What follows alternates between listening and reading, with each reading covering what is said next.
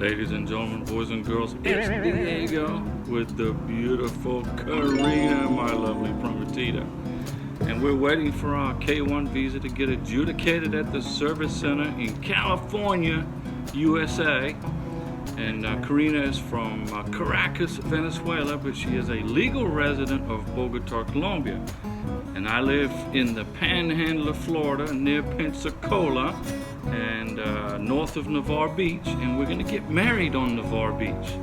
And this video is about the great country of Colombia, how to go through the embassy processing, visa processing, and a little bit about the country, okay?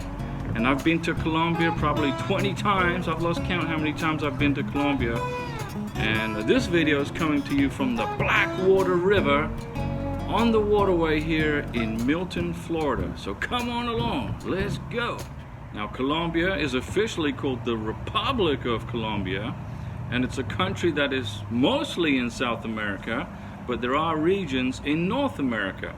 The Colombian mainland is bordered by the Caribbean Sea to the north, Venezuela, Karina's homeland, to the east and northeast, Brazil to the southeast, and Brazil is where some of Karina's family live, Ecuador and Peru to the south and southwest, and the Pacific Ocean to the west, and Panama to the northwest. So Colombia is surrounded by lots of friendly people, okay? Now, like the USA is divided into 50 states, and the Colombia is divided into 32 departments, which is like the equivalent of a US state, okay? The capital district is Bogotá, where Karina lives, and it is also the country's largest hosting for the main financial hub of Colombia, okay? Other major cities include Medellin, Cali, Barranquilla, Cartagena. Karina and I took a vacation to Cartagena. Santa Marta, we've been to Santa Marta. Cúcuta, we've been to Cúcuta on vacation. Ibagué, Villavicencio, and Bucaramanga, and we have stopped over in Bucaramanga. So it's a big country. Now, Colombia covers an area of 440,831 square miles and has a population of around 52 million people. Colombia is the largest Spanish-speaking country in South America, and Spanish obviously is the official language, although English and 64 other languages are recognized by different regions, which is great. Now, the Spanish first landed in Colombia in La Guajira in 1499, and by the mid-16th century they had basically colonized much of present-day Colombia, and they established the new kingdom of Granada. Now, and in Santa Fe, Bogotá was the capital, Bogotá, okay? Now, independence from the Spanish was achieved in 1819, with what is now Colombia emerging as the United Province of New Granada, with all credit to our Venezuelan hero Simon Bolivar, and that's where Simon Bolivar is actually buried in Venezuela. He's the liberator of South America. So the new Colombian government, they tinkered around with federalism with the Grenadine Confederation in 1858. They created the Grenadine Federation, and then they became the United States of Colombia in 1863, okay? And with the backing of the United States of America and France, Panama, their neighbor, used to belong to Colombia. They seceded in 1903, basically resulting in Colombia's present-day borders. Colombia right now in 2023 is a constitutional republic. Now, Colombia is recognized with having the one of the best healthcare systems in South America, and in fact in all the Americas, okay?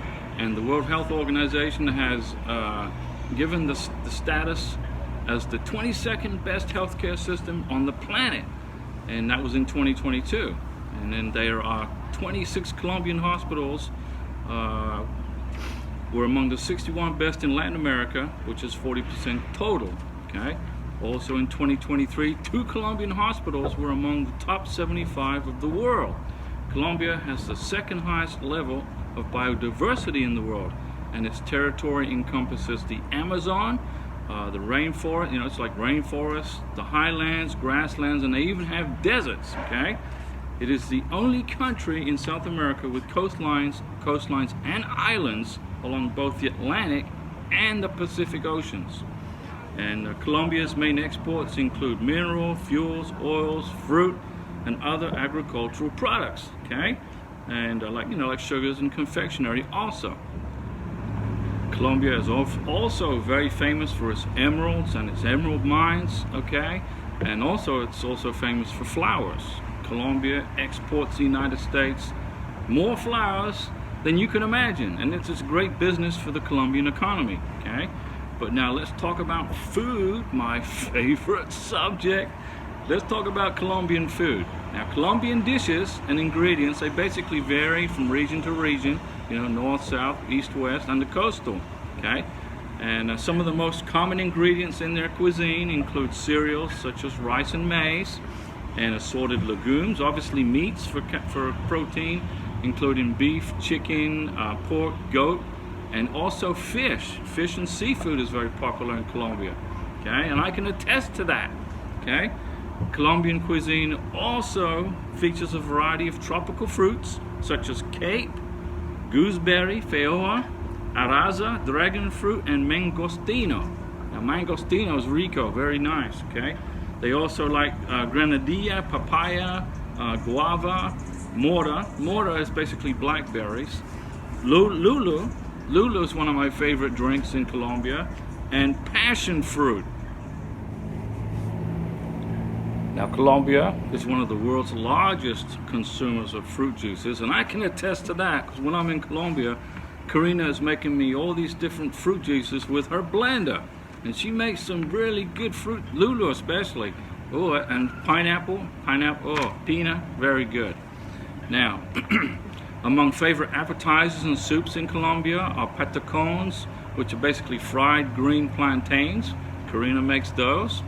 Sancocho de gallina, which is a chicken soup and with root vegetables. It's pretty good. And Colombians also love their snacks, ladies and gentlemen, boys and girls, with breads like pan de bono, arepas, which, arepas are actually originated in Venezuela. Rico. And Colombia copied them. Just ask Karina, okay? Main course meals in a Colombian dinner table would be bandeja paisa, lechona, tolamente, mamona, tamales, and fish. Like arroz de lisa is really good, rico, especially on the coastal regions. So they eat a lot of fish on the coastal regions of Colombia, okay? Side dishes could be papas corredas, which is potatoes with cheese, and arroz con coco, which is basically coconut rice, okay? And then some favorite beverages, of course, is coffee, or tinto, which is like black coffee, lulada, avena colombiana. They like to drink sugarcane juice, and agua panela, aguardiente, hot chocolate, and fresh fruit juices, often made with water or milk. So they like to drink their juices, ladies and gentlemen, boys and girls. Now let's talk about K1 visas and the U.S. Embassy in Bogotá, Colombia.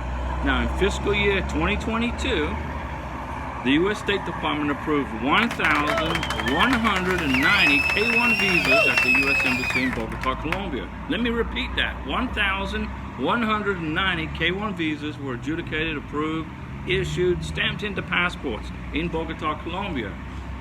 Okay? And the busiest months for visa processing in Colombia in fiscal year 2022 was January and February. So those were busy months for the embassy staff. Now, the U.S. Embassy in Bogotá, Colombia is located right here. Well, not right here, this is the Blackwater River, but right here in Colombia. That's the address, and the phone number is right here if you need to give them a call. And you can email the U.S. Embassy visa section in Bogotá, Colombia right here. This is a very important email address, so make sure you write it down, freeze the video, write it down if you are processing a visa at the U.S. Embassy in Bogotá.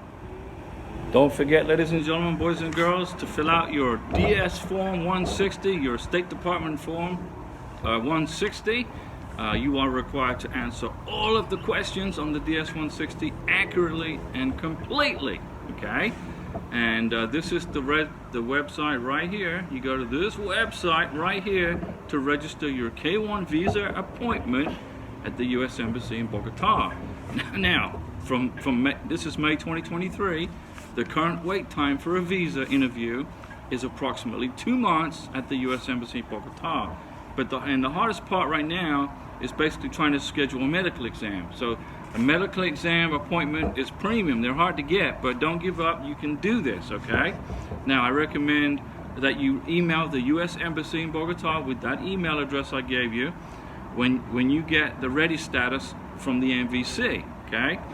Okay, I recommend you email the embassy and say, you know, you would like further guidance, identify yourself with your case number, etc., and say, I need further guidance. What do I do? And the embassy will contact you with further guidance. And hang in there, boys and girls, ladies and gentlemen. I'm here at the Blackwater River in Milton, Florida, in Santa Rosa County. And very soon I will be back in Colombia, just as soon as we get our K1Visa adjudicated and Karina can get in front of an embassy officer for her visa interview. And we will see you soon in the USA with your K1Visa in your hand, K2Visa for the beneficiary, and thanks for watching.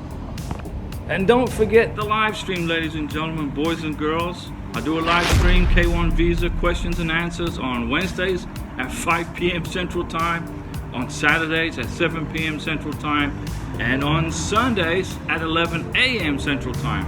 And that should cover the whole world, so everybody can get a time zone in there to jump in and ask me questions. Now, I'm not an immigration attorney. There's no legal advice offered. But I've been through this process twice, and this is just my experience with this immigration process, knowledge that I've gained over the years that I share with you. Thanks for watching.